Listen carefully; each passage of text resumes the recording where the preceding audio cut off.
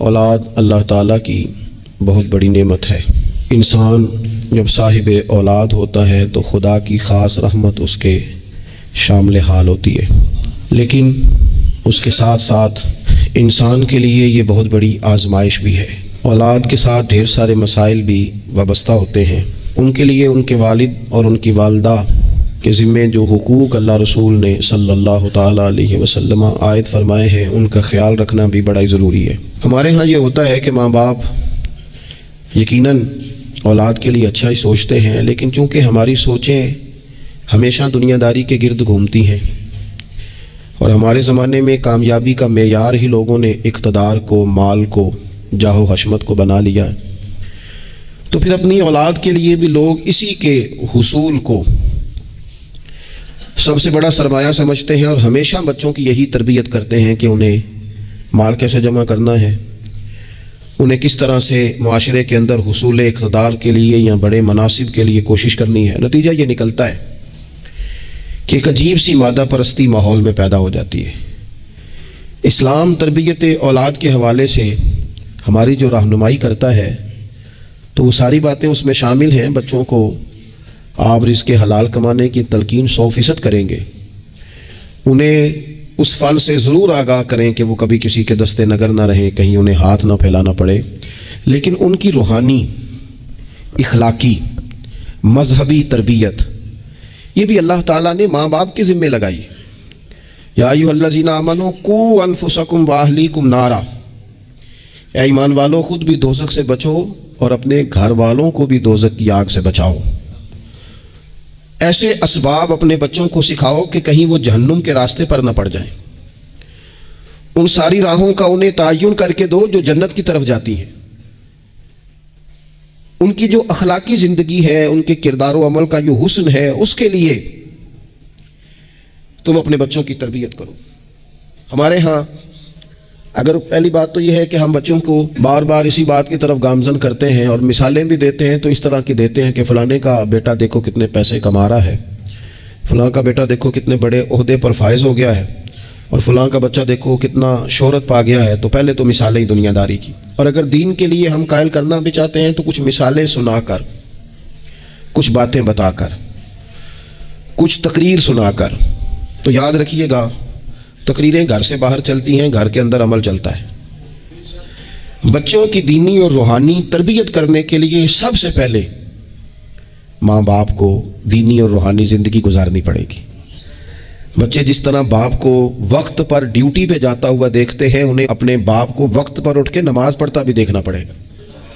اگر اس کا کاروبار کم ہو جائے، کہیں نقصان ہو جائے، تو جس طرح وہ اسے پریشان اور بے حال دیکھتے ہیں، کاش ایسا ہو نا کہ کبھی باپ کی آنکھوں میں آنسو آئیں اور بچے پوچھیں کہ ابا جی کو کیا ہے، تو اماں کہے پتر تمہارے باپ کو حضور کا مدینہ یاد آتا ہے۔ یہ چیزیں روحانی زندگی جب ہم گزاریں گے تو بڑی جلدی ہمارے بچوں کے اندر یہ چیزیں پیدا ہوں گی۔ لیکن یہ تو نہیں نہ ہو سکتا کہ آپ فصل گندم کی بوئیں اور کاٹنا چاول چاہیں، یہ ممکن نہیں ہے۔ ہم چاہیں کہ ہم گھر میں کوئی دینی کام نہیں کریں گے، لیکن پتر تیرے اوپر پابندی ہے، تو نے سارے دینی، روحانی، اسلامی سارے تو نے کام کرنے ہیں۔ میرے پاس لوگ بچے داخل کرانے آتے ہیں تو ایک جملہ وہ اکثر بولتے ہیں، وہ کہتے ہیں جی میں بچہ داخل کرانا چاہتا ہوں تاکہ میری بخشش کا ذریعہ بن جائے۔ تو میں کہتا ہوں یہ بات آپ کی ٹھیک ہے، حدیث پاک میں الفاظ موجود ہیں کہ اللہ تعالیٰ والدین کو اعزاز دے گا، لیکن آپ ماشاءاللہ باشعور ہیں۔ اگر آپ کو اس بات کا شعور ہے نا کہ بچے کی وجہ سے حافظ قاری علامہ صاحب کی وجہ سے میری بخشش ہو جائے گی، تو اور بھی تو کئی چیزیں بخشش والی ہیں، آپ عمل کیوں نہیں کرتے؟ ان پر آپ توجہ کیوں نہیں دیتے؟ اس طرح بھی تو آپ غور فرمائیں۔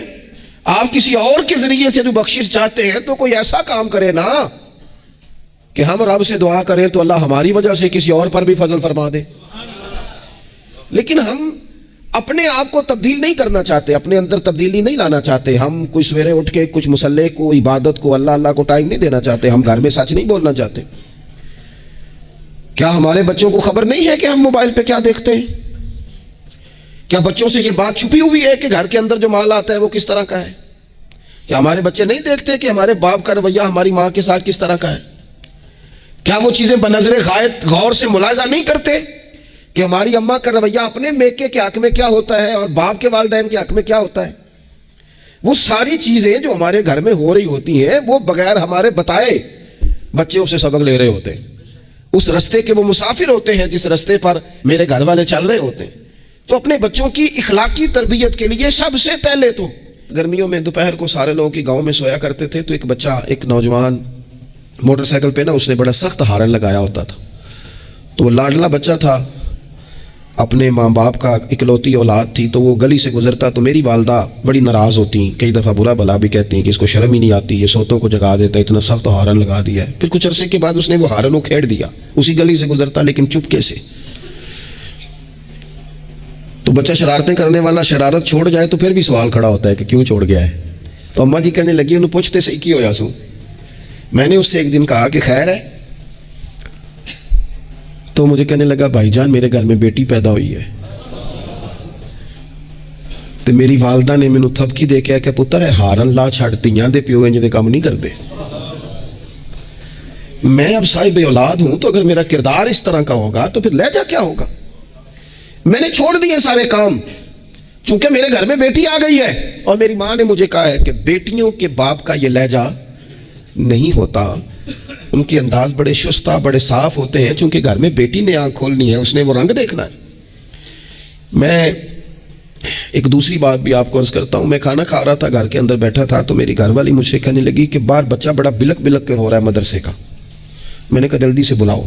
وہ بچہ اندر آیا تو وہ کانپ رہا تھا, اور اس کی حالت اس طرح کی تھی کہ شاید تھوڑی دیر میں گر جائے. تو مجھے تو کھانا بھول گیا. میں نے کہا پتر خیر ہے, کیا ہوا کیا ہے. تو بولے تو اس سے بات نہ ہو سکے, ہانپتے کامتے تڑپتے ٹوٹتے جملے. وہ میں نے کہا بیٹے کیا بات ہے, چھوٹا سا بچہ ہے. کہنے لگا میں نے گھر ٹیلی فون کیا تھا, میرے ابا جی پھر میری اماں سے لڑ رہے ہیں. حضرت صاحب جب وہ لڑتے ہیں تو ہم چار پائیوں کے نیچے چھپ جاتے ہیں, خوف آتا ہے. میری بہنیں روتی ہیں, ہمیں کسی چیز سے اتنا ڈر نہیں آتا کیونکہ ہمارا والد پھر ہماری اماں کو مارتا ہے, خوف آتا ہے. آج گھر میں نا پھر ابا جی اماں کو پیٹ رہے ہیں. میں نے فون کیا تھا تو بہنیں رو رہی ہیں, آپ دعا کر دیں ہمارے گھر میں سکون ہو جائے. ہم تو اپنے بچوں کی آنکھوں میں آنسو نہیں دیکھ سکتے, پر یہ کس نے رلایا ہمارے بچوں کو, ماں باپ نے مل کے. کس نے تباہی کی, ان کے خیالات کیوں بکھر گئے, اتنا خوف کس چیز نے طاری کیا, یہ سکون کس نے چھینا. میں نے پھر ان کے والد کو بلایا, گزارش کی, اور مجھے امید ہے کہ وہ میری بات بھی سمجھ گئے ہوں گے. میں نے ان کو وہ سارے حالات سے آگاہ کیا کہ آپ کے بچوں کی نفسیات کہاں تک جا رہی ہے. پر میری آپ اس واقعے کے بعد میں سمجھا کہ شاید یہ ایک گھر کا مسئلہ تو نہیں ہوگا, جانے کتنے گھروں میں یوں ہوتا ہوگا, کتنے بچے خوف کی زندگی گزارتے ہوں گے, اللہ جانے اب کیا ہونے لگا ہے. تو اپنے بچوں کی اخلاقی تربیت کے لیے, اخلاقی بڑا پیار کرتا ہے باپ اپنے بچے سے. میں صحیح بتاتا ہوں, آپ بڑا پیار کرتی ہے ماں اپنے بچے سے, لیکن یاد رکھنا اس پیار میں کہیں وہ اخلاقی حدود کو کراس نہ کر جائے. یہ دیکھ لینا کہیں آپ کے لاڈ پیار میں کوئی ناجائز بات اس کے منہ سے نکلے کسی کے بارے میں, اور آپ اسے قبول کر کے کہیں اسے تباہ نہ کر دیں. باپ میں نے دیکھا ہے یہ کام کرتے ہیں کہ بچے نے اگر کبھی کوئی تحفہ مانگ لیا ہے اور موقع آ گیا ہے تحفہ دینے کا, تو باپ اوور ٹائم بھی لگاتا ہے. والد کہتا ہے اپنی فیکٹری کے مالک سے کہ میں تھوڑے تھوڑے کٹوا دوں گا, پر مجھے بچوں کے لیے گفٹ خریدنا ہے, ان کے کپڑے بنوانے ہیں. بڑی جان جوکھوں میں ڈالتا ہے, اور وہ کہتا ہے کہ میں اپنے بچوں کو مایوس نہیں دیکھنا چاہتا, میں اعلیٰ سے اعلیٰ چیز بھی لاؤں گا. پر آپ کو پتہ ہے اللہ کے پیارے رسول علیہ السلام نے فرمایا کسی باپ کا اپنے بیٹے کے لیے, اپنی بیٹی کے لیے سب سے بہترین تحفہ یہ ہے کہ وہ اپنے بچوں کو اچھا ادب سکھا دے. یہ سونا تحفہ دیا ہے باپ نے کہ اس بچے کو اس نے اچھی تربیت سے روشناس کرا. یہ خوبصورت تحفہ سونا یہ کمال کر دی والد نے کہ اس نے اپنے بچے کے آداب زندگی میں ایک اچھے ادب کا اضافہ کیا. آپ نہ ہزاروں کا لاکھوں کا تحفہ لے کے آئیں, لیکن اس کی اخلاقی تربیت کریں, اس کے کردار میں جاذبیت پیدا کریں. ہو نہ آج بھی کوئی ماں ایسی جو غوث پاک کی ماں کی طرح کہے پتر بھوک کاٹ لینا پر جھوٹ نہ بولنا. ہو نہ کوئی ماں آج بھی ایسی جو بابا فرید کی ماں کی طرح یہ کہے پتر تجھے شکر پسند ہے پر ملے گی تب جب تو نماز پڑھ کے مصلی اٹھائے گا. ہو نہ آج بھی کوئی خواجہ بختیار کاکی کی ماں جیسی ماں جو سارا دن گھر میں سپارے پڑھتی رہے اور 15 سپارے یاد ہوں اور صبح شام پڑھے. او خدا کے بندو, کچھ چیزیں ایسی ہیں جو کردار کی روشنی سے نور پاتی ہیں, جو صرف عمل کے حسن سے دنیا کو حسین کر دیتی ہیں. بچوں کی روحانی تربیت, اخلاقی تربیت, ہم نا جو بچوں کو سبق دے رہے ہیں وہ محدود زندگی کا دے رہے ہیں. ہم مسلمان ہیں, ہمیں ہمارے دین نے کہا ہے کہ زندگی 60-70 سال کی نہیں, اس کے بعد بھی ایک زندگی ہے جو ہمیشہ رہنے والی ہے, ختم نہ ہونے والی ہے. ہم نے بچوں کو جتنے اسباق پڑھائے ہیں وہ دنیاوی زندگی کے لیے, روزی روٹی کے لیے, کاروبار کے لیے, شادی نکاح کے لیے, لیکن ہمیں ہمارے دین نے کہا ہے کہ انہیں وہ سبق بھی دو جو قبر میں بھی انہیں کامیاب کرے. قوا انفسکم واہلیکم نارا, خود بھی دوزخ کی آگ سے بچو گے اور اپنے بچوں کو بھی بچاؤ گے, یہ اہتمام کرو. تو وہ خاص خوبصورتی جو ہمارے دین نے کہا ہے کہ ان کی اخروی زندگی میں ان کے کام آئے. دیکھیں نا, نبی پاک صلی اللہ تعالیٰ علیہ وسلم نے 3 چیزیں ہمارے ذمہ لگائیں. فرمایا اپنی اولاد کو سکھاؤ. یہ باپ کے ذمہ لگائی ہیں حضور نے چیزیں, ماں کے ذمہ لگائی ہیں. فرمایا یہ اپنی اولاد کو سکھاؤ. 3 چیزیں. یا رسول اللہ صلی اللہ علیہ وسلم کون کون سی؟ فرمایا ایک تو اپنی اولاد کو اپنے نبی کی محبت سکھاؤ.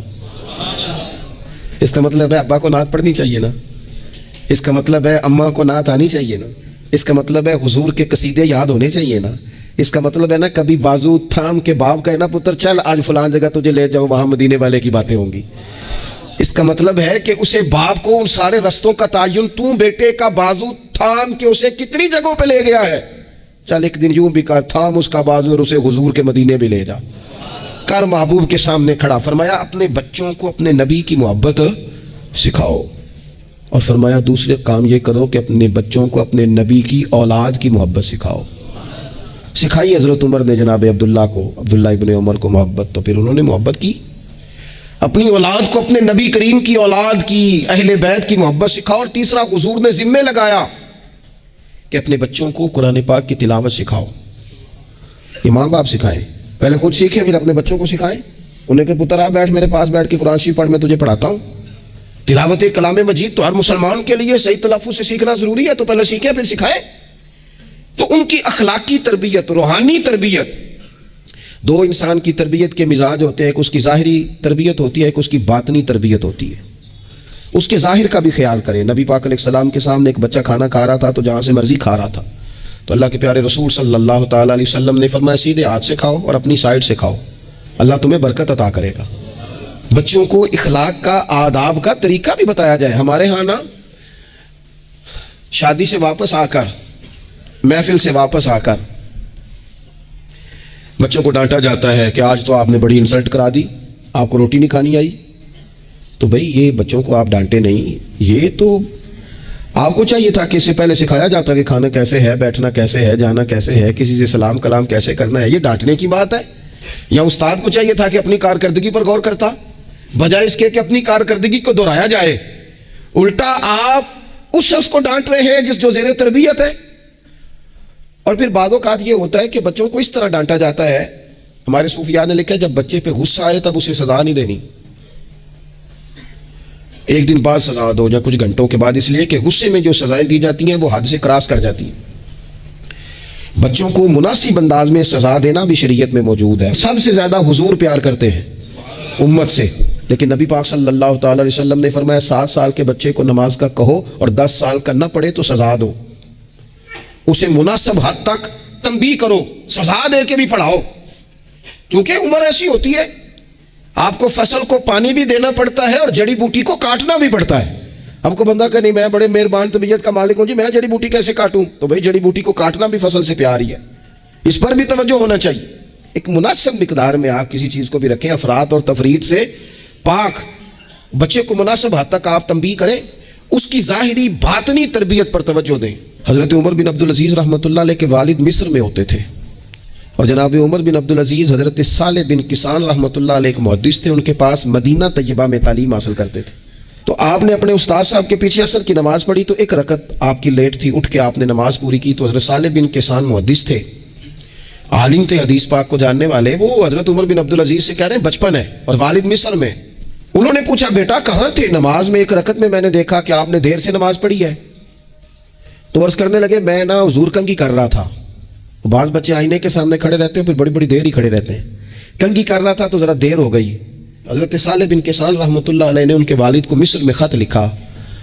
فرمانے لگے جوانی بھی ہے, موقع بھی ہے, فرصت بھی ہے, اور ابھی بھی آپ کا بیٹا جماعت سے نماز نہیں پڑھتا.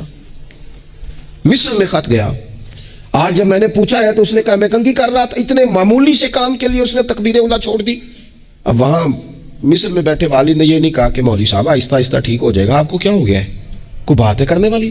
انہوں نے وہاں سے گھوڑے پہ بندہ دوڑایا, بندہ مدینہ طیبہ آیا, اس نے کہا جاتے ہی عمر بن عبدالعزیز کو لے جانا حجام کے پاس اور اس کے سارے بال اتروا دینا, اور اسے کہنا پتر جن بالوں کی وجہ سے نماز رہ جائے ان بالوں کو سر پہ نہیں رہنا چاہیے, تیری جماعت کی رکعت رہ گئی پتر, اتنا بڑا کام, اللہ کے حضور حاضری کا موقع تھا.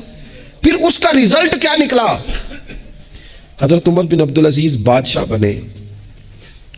39 سال عمر میں انہوں نے پوری امت کو خیر سے بھر دیا. حشام بن عبد الملک کے بھی 11 بیٹے تھے, جناب عمر بن عبدالعزیز کے بھی 11 بیٹے تھے. حشام جب دنیا سے گیا تو ہر بیٹے کو 10 لاکھ دینار آئے, اور جناب عمر بن عبدالعزیز جب دنیا سے گئے تو 11 بیٹے تھے اور 6 دینار تھے. اور جاتی دفعہ کہنے لگے پتر اپنے باپ پہ شکوہ نہ کرنا, تمہارا باپ بزدل تھا, 2 رستے تھے, یا تو میں اپنے لیے جہنم کٹھی کرتا اور تمہارے لیے جائیداد بناتا, لیکن میں بزدل تھا, دوزخ سے ڈر گیا, میں جائیداد نہیں بنا سکا, اپنے باپ کو معاف کر دینا. تو بچے کہنے لگے ابا جی ہم جس گلی سے گزرتے ہیں لوگ اٹھ کے کھڑے ہو جاتے ہیں کہ نیک باپ کی اولاد جا رہی ہے, اچھے باپ کے بچے جا رہے ہیں, ہمیں کوئی ضرورت نہیں جائیدادوں کی. وہ شخص جو یہ بیان کرتا ہے نا کہ 6 دینار چھوڑ گئے تھے, وہ کچھ کفن دفن پہ لگ گئے, کچھ اور کسی کام لگ گئے, 6 دینار کل بچے بچوں کے پاس, 11 بیٹوں کے پاس. لیکن وہ شخص کہتا ہے وہ جو 10 لاکھ دینار حشام بن عبد الملک کے بچوں کو آئے تھے, وہ مسجدوں کے سامنے بھیک مانگا کرتے تھے, کیونکہ جب بچوں کو بنا اس طرح کا دیا گیا کہ کھانے میں پینے میں موج میں اڑا دیا مال, اور یہ جو 6 دینار 11 بیٹوں کو دے کے گیا, رب نے اتنی برکت دی کہ ایک ایک بیٹا ایک ایک وقت میں 100 گھوڑے مال کے بھرے ہوئے رب کے رستے میں خیرات فرمایا کرتے. اصل دولت اولاد ہے, اصل دولت اس کا اخلاق ہے, اصل دولت اولاد کی اخلاقی تربیت ہے. ایسا نہ ہو کہ مال کمانے کے چکر میں اصل دولت سے ہاتھ دھو بیٹھے, ایسا نہ ہو کہ بینک پیسوں سے بھر جائے اور ہماری اولاد ہاتھوں سے نکل جائے. ایسا نہ ہو کہ ہم نے یاروں کو ٹائم دے دے کے تو بڑی دور نکل گئے ہم, لیکن ہمارے بچے کے ذہن میں چند سوالات تھے, ہم انہیں مطمئن نہیں کر سکے. ہم نے نوکروں کے ذمہ ڈال دیا, فلانے کے ذمہ ڈال دیا, چچا کے ذمہ ڈال دیا, وقت نہیں دیا, ٹائم نہیں دیا. کائنات میں سب سے مصروف زندگی رسول کریم کی ہے, پر حضور تو انہیں کندھوں پر بھی بٹھایا کرتے تھے, نماز میں بھی بچے ساتھ آ جاتے تھے اپنی. اور پھر بچوں کو احساس دلائیں کہ سب انسان برابر ہیں, انہیں تقوی کا درس دیں. آپ نے ناراض نہیں ہونا, امیروں کے بچوں کو یہ سبق دیا جاتا ہے کہ تہاڈا سٹیٹس نہیں ہو تسی فلانے نال کھیڈن ڈے سو. حضرت عمر کے زمانے میں ایک گورنر کے بیٹے نے ایک غریب کے بیٹے کو مارا تھا, تو حضرت عمر نے نا گورنر صاحب کو معزول کر کے اونٹ چرانے پہ لگا دیا. لوگوں نے کہا ابے کا کیا قصور ہے؟ فرمانے لگے اس کا بھی تو قصور ہے نا, اسی نے تو اسے بتایا کہ تو گورنر کا پتر ہے. اگر وہ بتاتا کہ بیٹا قانون سب کے لیے ایک جیسا ہے تو یہ کام نہ ہوتا. چھوڑ دو کمی اور چودھری کی تقسیم, تمہاری اولادیں بچ جائیں گی. چھوڑ دو امیر اور غریب کا فرق, بچے متقی اور پرہیزگار ہو جائیں گے. چھوڑ دو یہ سٹیٹس کا دھندا, تمہاری اولاد کے دل سے کبر اور تکبر نکل جائے گا. محبوب نے یہ فرق مٹا کے ہمیں بتایا ہے کہ اخلاق حسن ہے, کردار معیار ہے. تمہارے اندر اگر تقوی کی دولت آتی ہے تو یہ اصل اعزاز ہے. خوش قسمت ہے وہ باپ جس کو کوئی آ کے کہے کہ تیرے بیٹے کو نماز پڑھتے دیکھا ہے. میں نے ایک جگہ نا ایک تراوی پڑھی, تو میرے ساتھ ایک صاحب تراوی پڑھ رہے تھے, وہ روتے جا رہے ہیں. تو میں یہ سمجھا کہ شاید ان کو قرآن مجید کی سمجھ آ رہی ہے, چلے تھوڑا بہت, میں بھی طالب علم ہوں قرآن پاک کا, تو میں نے کہا ایسی آیات تو نہیں ہے اتنا رونے والی, لیکن بہت ہی رو رہے ہیں. تو 2 رکعتوں کے بعد میں نے ان سے کہا کہ اب تو آپ کی کیفیت وہاں چلی گئی ہے کہ نماز میں اتنی آواز نکلنی نہیں چاہیے, کیا مسئلہ ہے؟ تو کہنے لگے حضرت صاحب میرا پتر پہ تراویاں پڑھانا ہے. تو یہ دیکھیں نا, یہ بہت بڑی خوبصورتی ہے, لیکن یاد رکھیں اس کا حافظ قاری عالم ہونا بھی بڑی بات ہے, لیکن شرط یہ ہے کہ وہ اخلاقی طور پر اگر ایک اچھا انسان بن جائے تو پھر بھی بڑی بات ہے. اگر آپ کو یہ کوئی آ کے بتائے کہ میں جا رہا تھا چکی پہ گندم لے کر پسوانے کے لیے, لیکن تیرے بیٹے نے تو جلدی سے موٹر سائیکل روکا ہے, اس نے کہا چچا جان مجھے دینا, میں چھوڑ کے آتا ہوں, اور میں جا رہا تھا ڈاکٹر کی طرف دوا لینے, لیکن اس نے کہا کہ آپ ادھر میرے ساتھ آئے نا, میں جاتا ہوں آپ کو لے کر کے. یہ بہت بڑا اعزاز ہے. بچوں کو اخلاقاً مضبوط کر دینا, ان کے کردار کے اندر وہ خوبصورتی لے آنا. میں بڑے درد سے آپ سے عرض کروں, ہم اپنی اولاد کی تکلیف نہیں دے سکتے, دیکھی نہیں جاتی, کیسے دیکھیں گے؟ تو مجھے بتاؤ, کیا خدا نہ خواستہ اللہ تعالیٰ سب کو محفوظ کرے, قیامت میں اگر اولاد کو عذاب ہوگا تو دیکھا جا سکے گا؟ اور اگر نہیں دیکھ سکتے تو پھر خدا را کبھی بھی انہیں رزق حرام نہ کھلانا. تھوڑی روٹی لیکن حلال, تھوڑا مال مگر جائز، سادہ سواری مگر جائز پیسوں. میرے نبی پاک صلی اللہ علیہ وسلم نے فرمایا جو گوشت حرام سے پلے گا وہ جنت میں نہیں جائے گا. اپنے بچوں کے لیے رزق حلال کا بندوبست کریں. جس طرح ڈھونڈ کے لاتے ہو نا بچوں کے لیے اچھا گوشت، ڈھونڈ کے لاتے ہو نا بچوں کے لیے وہ غذا جس میں ملاوٹ نہ ہو، ڈھونڈ کے لاتے ہو نا بچوں کے لیے وہ والا کھانا جو غیر معیاری نہ ہو، معیاری ہو، ڈھونڈ کے لاتے ہو نا خالص چیزیں اپنے بچوں کے لیے، اسی طرح ان کے لیے طیب اور طاہر رزق بھی لے کے آؤ تاکہ ان کے اندر روحانیت پیدا ہو، تاکہ تقوی کی روشنی دوڑے. امام حسن رضی اللہ تعالیٰ عنہ مسجد نبوی شریف میں تشریف لائے تو صدقے کی کھجوروں کا ڈھیر لگا ہوا تھا. ایک کھجور بچپنا تھا، اٹھا کے منہ میں رکھ لی تو اللہ کے رسول صلی اللہ علیہ وسلم نے انگلی ڈال کے نکال دی. فرمایا پتر میری اولاد کے لیے صدقہ جائز نہیں ہے. انگلی ڈال کے حضور نے نکال دی. ہمیں یہ سبق دیا کہ تمہاری اولادوں کے قریب صرف وہ رزق جانا چاہیے جنہیں رب رسول نے ان کے لیے جائز رکھا ہے. اگر گلے میں انگلی ڈال کر بھی تمہیں وہ لقمے نکالنے پڑے تو نکال دینا. یہ طریقہ تمہارے لیے تمہارے نبی نے رکھا ہے، ان کے قریب حرام نہ جانے دینا، ورنہ ہم ڈھونڈتے پھریں گے دوستو، ہم ڈھونڈتے پھریں گے، چیزیں کہیں کی کہیں پہنچ جائیں گی. خدا را ان کا قصور کیا ہے نونہالوں کا؟ یہ تو ہماری گود میں پلتے ہیں، کیوں ہم انہیں وہ والا مال لا کے دیتے ہیں جو ان کے لیے جائز نہیں؟ کیوں ایسی چیزیں انہیں فراہم کرتے ہیں کہ ان بیچارے بھولوں کو پتہ ہی نہیں ابا کیا کچھ لے آیا؟ طیب، حلال، پاکیزہ، صاف ستھرا، معیاری ان کے لیے غذا کا بندوبست کریں. اور ان کے لیے ایک بات اور آپ کو آخر میں عرض کرنی ہے، یہ آپ نے نا میری منت سمجھنی ہے. جس طرح بچوں کو نسخے بتاتے ہیں نا کمائی کرنے کے، جس طرح انہیں ہنٹس دیتے ہیں نا دنیا میں چھا جانے کے، اس طرح آپ اپنے بچوں کو وظیفے بتائیں، انہیں اذکار کی فضیلت والد صاحب بتائیں. کیوں؟ کہ یہ میرے نبی پاک کا طریقہ ہے صلی اللہ تعالی. دیکھو نا حضور کے دروازے سے سب کو سب کچھ ملتا ہے نا.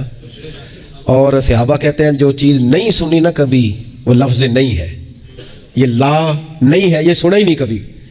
لیکن نبی پاک صلی اللہ تعالیٰ علیہ وآلہ وسلم نا سحری کے وقت سیدہ فاطمہ آرام فرماتی سحری کے وقت، تو حضور نے ہماری تعلیم کے لیے، ہمیں سمجھانے کے لیے بیٹی کو پاؤں سے پکڑ کر اٹھایا. فرمایا فاطمہ اٹھو، یہ تو رب سے رزق مانگنے کا وقت ہے. اٹھو، طلوع فجر سے طلوع صادق تک اللہ تعالیٰ رزق تقسیم کرتا ہے. اٹھو، مصلے کو آباد کرو. شاید یہی وہ سبق تھا کہ امام حسن کہتے ہیں پھر میں نے اپنی ماں کو ساری رات ہی مصلے پہ دیکھا، سارا دن ہی دعائیں مانگتے دیکھا. او دیکھو میرے دوستو، حضور کے دروازے سے سب کو سب کچھ ملتا ہے، پر جب سیدہ فاطمہ نے کہا تھا نا یا رسول اللہ غلام مل جائے، تو کریم رسول نے بیٹی کو وظیفہ دیا. چلو حضور کی سنت سمجھ کے ابا جی ایک ایک وظیفہ بتائیں نا اپنی اپنی بیٹیوں کو. بتائیں گے انشاءاللہ؟ چلو ایک ایک وظیفہ بتائیں نا بیٹوں اور بیٹیوں کو، اور کہیں کہ یہ میں بھی پڑھتا ہوں، بڑی برکت والا ہے پتر تو بھی پڑھا کر. یہ وظیفہ بتائیں گود میں بٹھا کے. میں نے کہا ہم ہنٹس دیتے ہیں مال کمانے کے، یہ بھی تو دو نا. تو نبی پاک علیہ السلام نے کہا پتر غلام تو میں مدینے کے غریبوں پر تقسیم کروں گا، لیکن تجھے ایک وظیفہ دیتا ہوں، 33 بار سبحان اللہ پڑھا کر، 33 بار الحمدللہ پڑھا کر، 34 بار اللہ اکبر پڑھا کر. جب بھی یہ وظیفہ ختم ہوگا رب غلام آزاد کرنے کا ثواب عطا فرمائے گا. اس تسبیح کا نام ہی تسبیح فاطمہ ہے، اور شان یہ ہے کہ فرمایا اگر کسی کے گناہ سمندر کی جھاگ کے برابر بھی ہوں تو ہر نماز کے بعد یہ پڑھے اللہ سارے گناہ معاف فرما دے گا. تھوڑا کسی وقت بیٹھ نہ جائیں بچوں کو لے کے گھر کے اندر کے پتر آؤ نا آج درود شریف پڑھیں. صبح نا کبھی بڑا یاد آتا ہے، میری دادی اماں تخت پوش پہ بیٹھتی تھیں، وہ نماز پڑھ کے پھر سب کو جگاتی تھی. اٹھو، اور دونوں لفظ کہتی تھی، اٹھو سبق پڑھو تو نماز پڑھو. نماز اور سبق اس سے مراد ہے نماز پڑھ لو پھر قرآن پاک. یہ 2-4 دن کریں نا ہم سارے اپنے اپنے گھر میں. کیا ہو بھی بچوں سارے پہلے نماز پڑھیں پھر سارے قرآن شریف کھولیں، تھوڑی دیر یہ کھولو نا. امید ہے رب کے فرشتے رحمتوں کا نزول فرمائیں گے. تو بچوں کی روحانی، اخلاقی، عملی، دینی تربیت پر ہم نے توجہ دینی ہے. اللہ تعالی ہمیں اس کی توفیق عطا کرے.